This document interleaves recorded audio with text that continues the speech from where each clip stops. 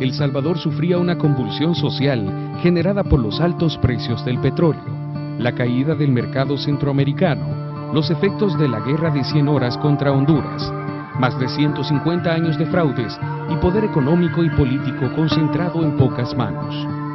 Los primeros grupos de movimientos sociales que se manifestaron, y a partir de ahí vino la represión.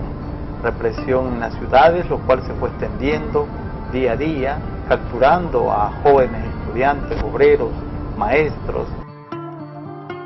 La Comisión de Derechos Humanos, como una entidad defensora de los derechos de los presos políticos, ¿verdad? Luego se fue extendiendo no solamente la defensa de los presos políticos, sino la defensa de toda la población salvadoreña. En 1972 se crea la Unión Nacional Opositora, UNO, quienes ganan las elecciones, pero la asamblea dominada por el partido gobernante PCN impone al coronel Armando Molina. Sus líderes, ingeniero Napoleón Duarte y doctor Manuel Ungo, son enviados al exilio.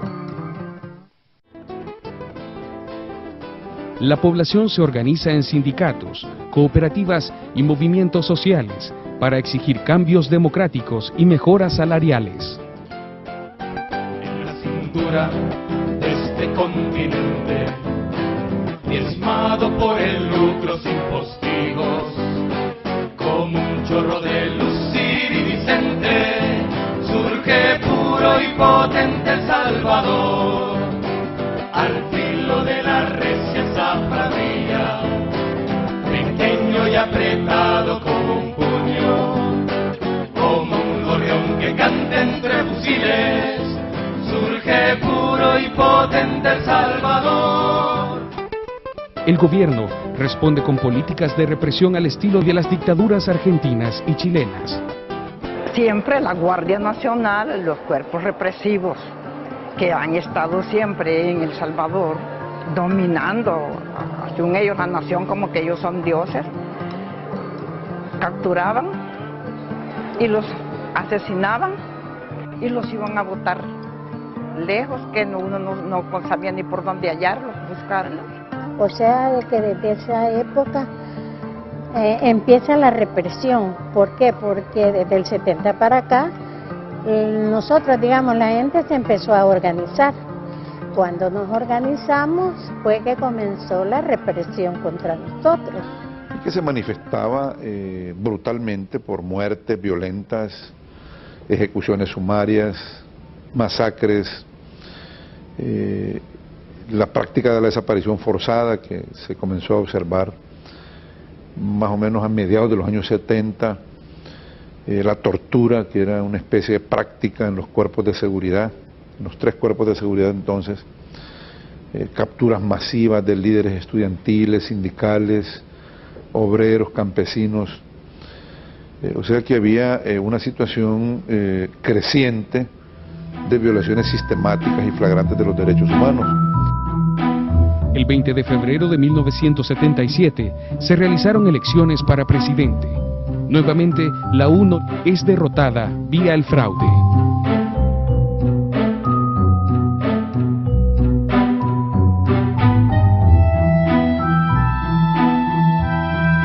El 26 de febrero de 1977 es nombrado arzobispo de San Salvador Monseñor Óscar Arnulfo Romero. Los sectores conservadores creen haber obtenido un vasallo. 6 días después, el 28 de febrero, el ejército masacra a más de 60 personas que exigían en el Parque Libertad la victoria de la UNO. El 12 de marzo, asesinan a su amigo, el padre Rutilio Grande, hecho que convierte a Romero en el máximo defensor de los derechos humanos. Por eso le pido al Señor, durante toda la semana, mientras voy recogiendo el clamor del pueblo y el dolor de tanto crimen, la ignominia de tanta violencia, que me dé la palabra oportuna para consolar, para denunciar, para llamar a arrepentimiento, y aunque siga siendo una voz que clama en el desierto, sé que la Iglesia está haciendo el esfuerzo por cumplir con su misión.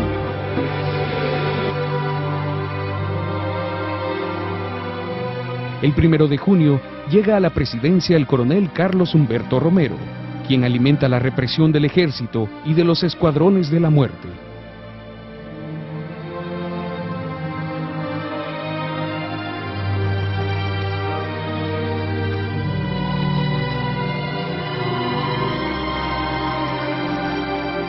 En ese tiempo eran hasta 12 personas que habían sido capturadas, que las habían desaparecido, que estaban asesinados. La familia llegaba a poner la denuncia y que les ayudáramos. Hablar de derechos humanos durante el conflicto armado era prácticamente un crimen, o sea, cualquier persona que pudiera abordar esa temática era considerada terrorista, subversivo, había persecución y se veía los derechos humanos como que si fuera algo que realmente podría comprometer pues la misma actividad del Estado, y eso daba lugar a que hubo muchos enemigos a los derechos humanos.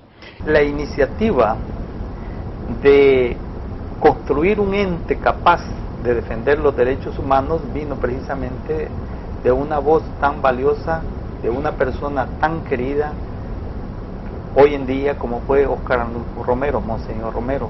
Que me desplace libremente a ser un pastor de las comunidades. Dios va conmigo y si algo me sucede, pues estoy dispuesto a todo. Que el país estaba gobernado prácticamente por los militares, por un partido que era el partido oficial de los militares. No existía lo que tenemos ahora, la apertura política, la tolerancia ideológica, el pluralismo que se manifiesta después de la firma de los acuerdos de paz, no existía, pero ni en la sombra. La población no creía en las elecciones. Las organizaciones veían en la lucha armada la única vía de acceder al poder y así lograr los cambios exigidos. Las fuerzas de oposición crearon sus fuerzas beligerantes. La victoria en Nicaragua de la revolución sandinista aumentó los deseos de victoria en las organizaciones populares, y el 15 de octubre de 1979, una junta de jóvenes militares derroca al presidente coronel Carlos Humberto Romero. Los sectores en el poder no están dispuestos a perderlo e intensifican los asesinatos, desaparecimientos, capturas y torturas. Se incrementa el terror estatal y surge la nueva derecha.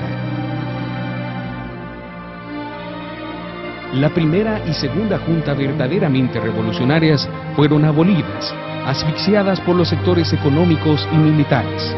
Perdieron el apoyo del pueblo. La derecha recupera el poder y Napoleón Duarte ingresa a la tercera junta. Mientras, en el campo el ejército no cesaba de reprimir y asesinar igual que hace 2000 años a quienes profesaban una nueva fe.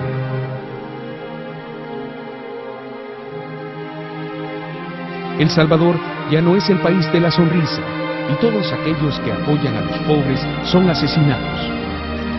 Pues la razón siempre creo que le hemos señalado es la injusticia social, el aferramiento a mantener privilegios que ya no se pueden mantener porque el pueblo está muy concientizado. Asesinaron al obispo, a la voz de los sin voz, el primer defensor de los pobres, pero no mataron al profeta.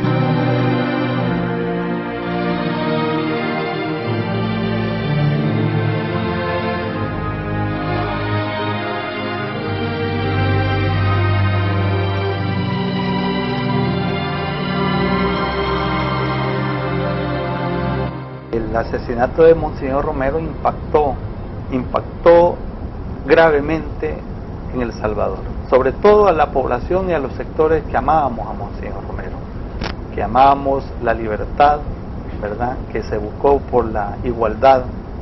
El asesinato de Monseñor Romero, como todos recordamos, fue un golpe tremendo en el corazón del pueblo salvadoreño.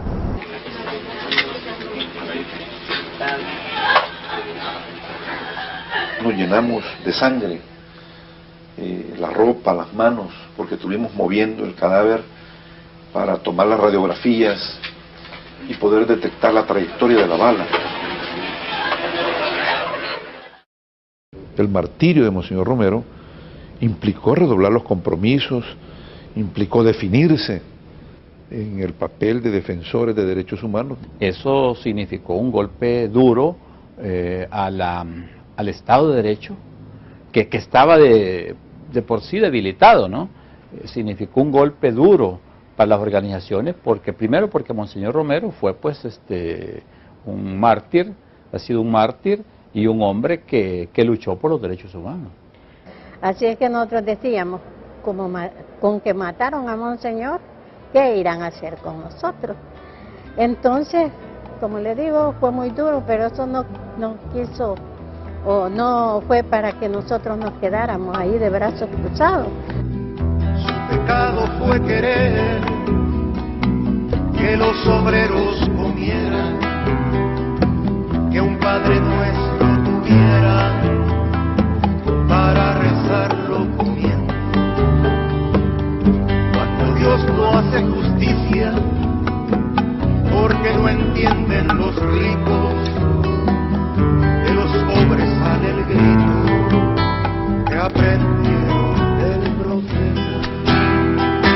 Podrán matar al profeta, pero su voz de justicia no, y le impondrán el silencio, pero la historia no callará, y le impondrán el silencio, pero la historia no callará. La violencia recrudece. Masas de campesinos huyen hacia Honduras y Nicaragua. Los que no lo logran son masacrados.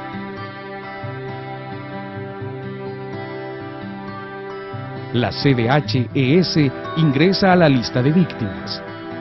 El 3 de octubre de 1980 asesinan a la secretaria de Comunicaciones María Magdalena Enríquez. 22 días después asesinan a Ramón Valladares del área administrativa. La represión contra todos los que apoyaban a los pobres era inhumana. 3 monjas y una misionera laica norteamericanas fueron asesinadas el 2 de diciembre de 1980. La persecución y asesinatos era intensa. Las organizaciones sociales ya no tienen espacio y muchos de sus miembros se incorporan a la lucha armada. Crean el Frente Farabundo Martí para la Liberación Nacional, FMLN, e inicia la guerra civil. Somos millones de manos, de obreros y campesinos, estudiantes y artesanos, más fuertes y más unidos. Somos millones de hermanos, pariendo la historia dura, martillo, fusil y canto, destruyendo dictaduras, con Sandino y con Guevara, con Farabundo y Romero, con la voz de Víctor Jara, que es del continente entero. Somos volcán encendido que su furia detendrá hasta que el pueblo oprimido pueda cantar a la paz.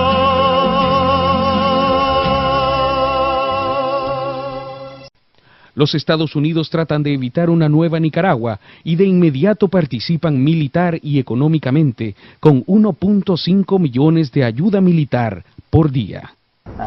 La represión continuaba. Estamos viviendo en la etapa más difícil más difícil en El Salvador. Estamos hablando del 83, 1983, 84, 85, 86, donde la represión, los índices de asesinatos, de desaparecidos, las capturas masivas y todas esas personas capturadas y torturadas física y psicológicamente se estaban dando no solamente ya en los cuarteles de los cuerpos de seguridad, sino también en los cuarteles del ejército, en casas clandestinas de los grupos paramilitares o escuadrones de la muerte. Se reprimía el pensamiento diverso al status quo establecido, se perseguía la libre opinión, se perseguía a la prensa independiente, a los periodistas independientes que tenían el valor de enfrentar el poder militar. 4 periodistas de la televisión holandesa fueron masacrados por las tropas salvadoreñas el 17 de marzo de 1982 en Santa Rita, Chalatenango.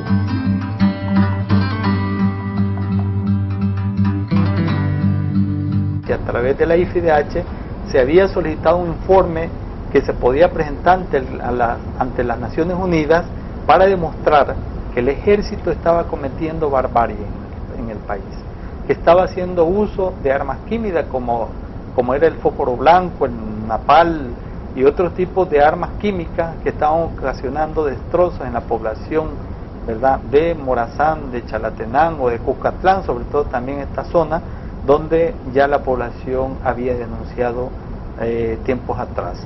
Marianela se traslada, ¿verdad?, se traslada de una forma clandestina a hacer ese informe en el departamento de Cuscatlán. Testimonios de población dan fe de que Marianela fue capturada y llevada viva en un helicóptero, donde es trasladada a la escuela militar, donde es torturada y asesinada.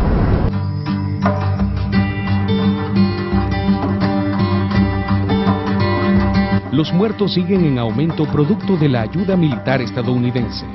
En marzo de 1984 se celebran elecciones donde el ingeniero Napoleón Duarte por fin llega a la presidencia, pero con ayuda norteamericana, quienes le arrebatan la presidencia al fundador de la derechista Arena, Roberto Dawson. Inician los diálogos por la paz, pero la violencia no se detiene. Nosotros en realidad en la guerra, pues a los aviones día y noche los bombardeaban, venían los operativos por tierra también, nosotros los escondíamos en los buzones, pues a los niños, a los viejitos y a todos, pues va.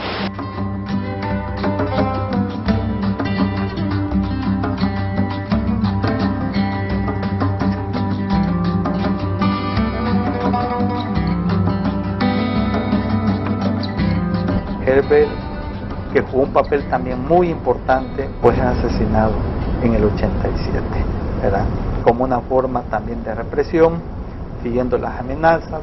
Varios de nosotros luego fuimos capturados nuevamente. Porque la Comisión No Gubernamental no solo demostró compromiso, valentía, mística, sino también sacrificio. No fueron cobardes, hicieron lo que tenían que hacer, exigirle más era realmente imposible. El 1 de julio de 1989 llega al poder por primera vez la derechista Arena con Alfredo Cristiani, miembro de una de las familias más ricas del país.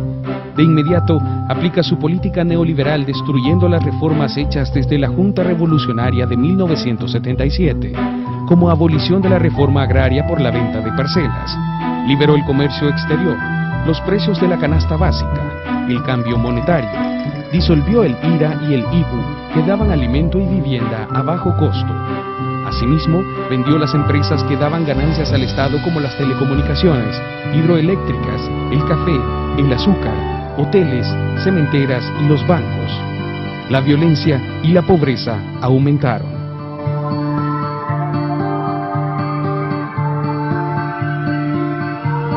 Los diálogos por la paz no prosperan y el gobierno cree que con el fin de la Guerra Fría puede derrotar a la guerrilla. El FMLN responde con una ofensiva militar que llega por primera vez hasta las ciudades más importantes del país. El ejército bombardea barrios y colonias, causando muchas muertes civiles, y masacra a 6 sacerdotes jesuitas y a sus domésticas.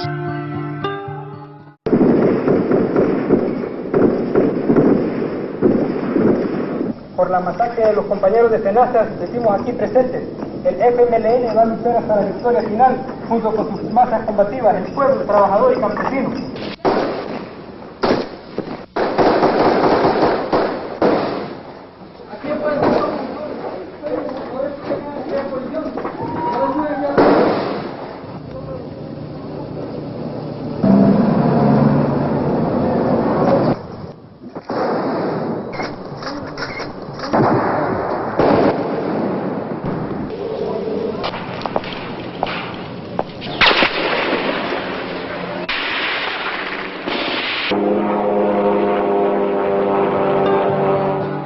La comunidad internacional presiona y el 4 de abril de 1990 se establece la agenda de negociación, que concluyeron el 16 de enero de 1992, cuando el gobierno de El Salvador y la guerrilla del Frente Farabundo Martí para la Liberación Nacional, FMLN, firman los acuerdos de paz en Chapultepec, México, y una serie de compromisos encaminados a cesar la guerra y eliminar las causas que la originaron. Solo se cumplió la primera. Los retos son estructurales en el trabajo de derechos humanos, o sea, con una visión de largo alcance, porque las circunstancias políticas generadas por los acuerdos de paz lo permiten. Lo que debe de hacer una institución defensora de derechos humanos es abarcar todo. Ya me ha tocado participar en eventos de la Comisión en donde lo que busca es la aplicación de los derechos económicos, sociales y culturales.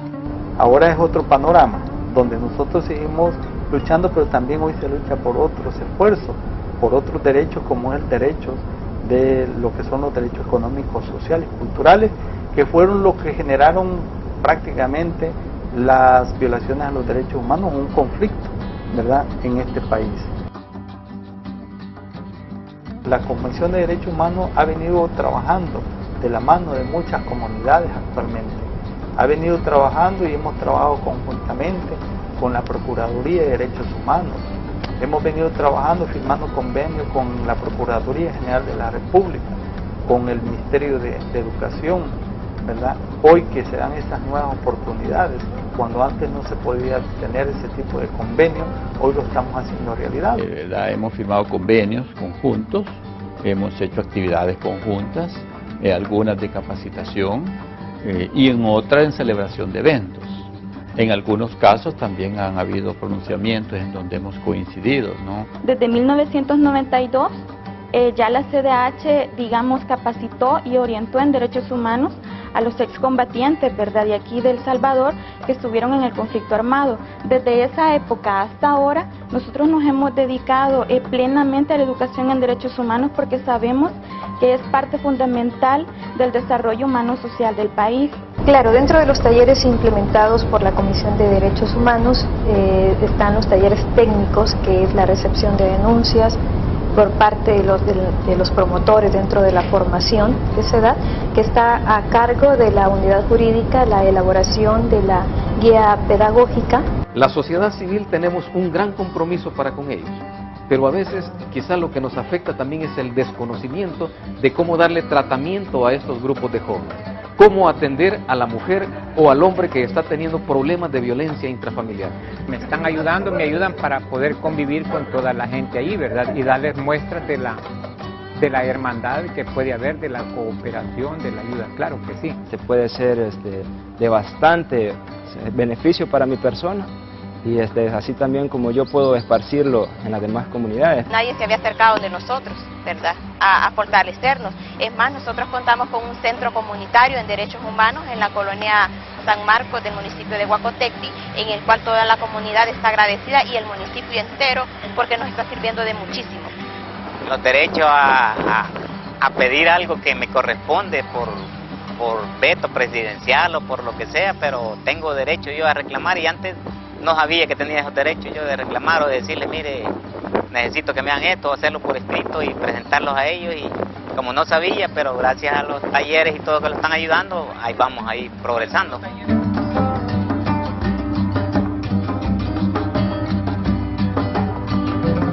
La parte de atención en salud mental se volvió una necesidad muy grande, ¿verdad?, considerando los grandes efectos que dejaban las violaciones a derechos humanos, ¿verdad?, tanto individualmente como masivos.